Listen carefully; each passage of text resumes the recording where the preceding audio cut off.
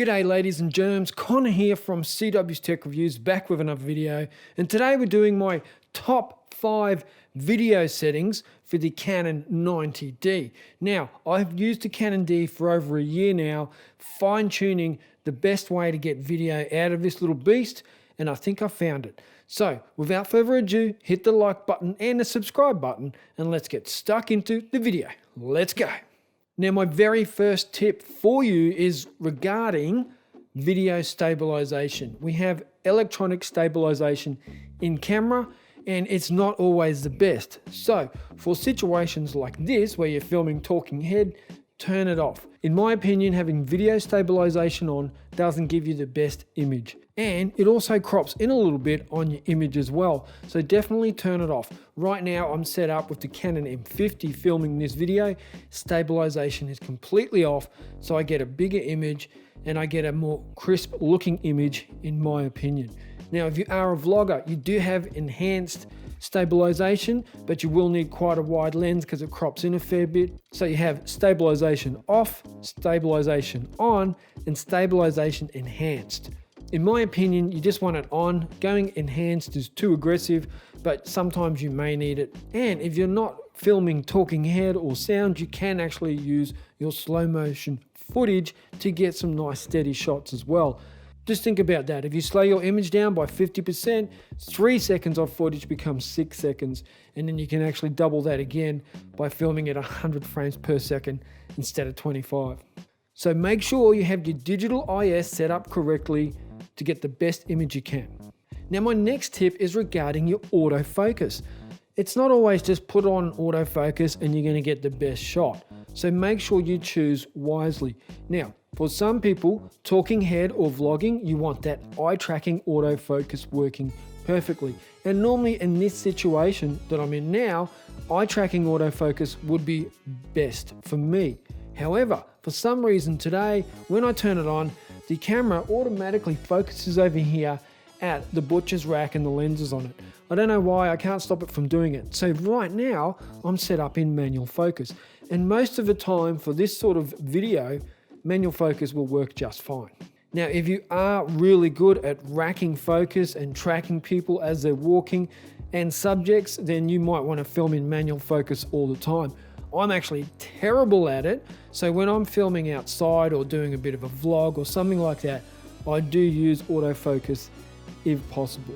However, when I'm filming B-roll for my product shots, I always use manual focus because the quality when using manual focus is just way better. You can control your shot 100%.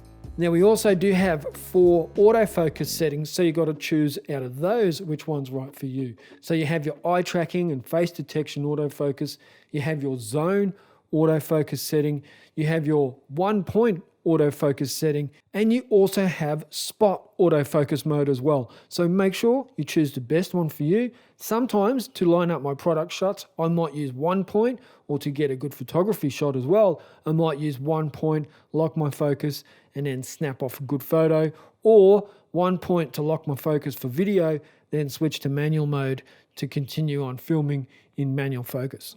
Now, my next tip is about your picture style. And I always want to get the most flat image I can so I can edit it later in my Premiere Pro or whatever editing software it is that you're using. But for me, I want a nice flat image and edit later. So when I go into my picture style, I actually change it to neutral. And then I actually change my settings to look like this. Sharpness, 0.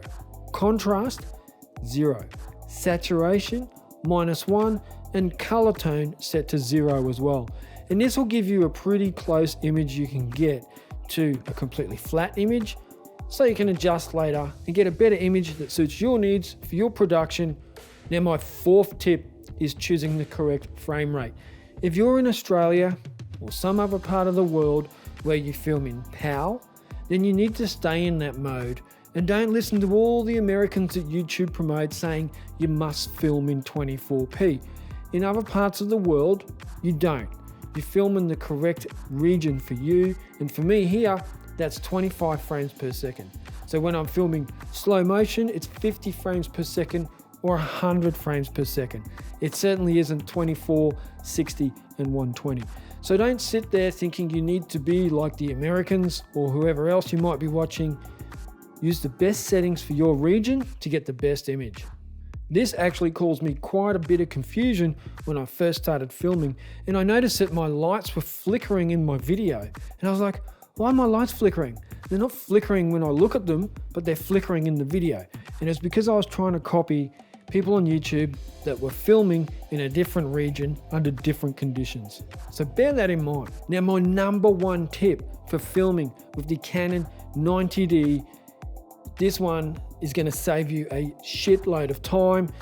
And this is setting up your custom function button. So I can be sitting here filming in 25 frames per second, nice cinematic look to it, and then I want to quickly switch to some slow motion while I'm out and about, and it's just one click of the button.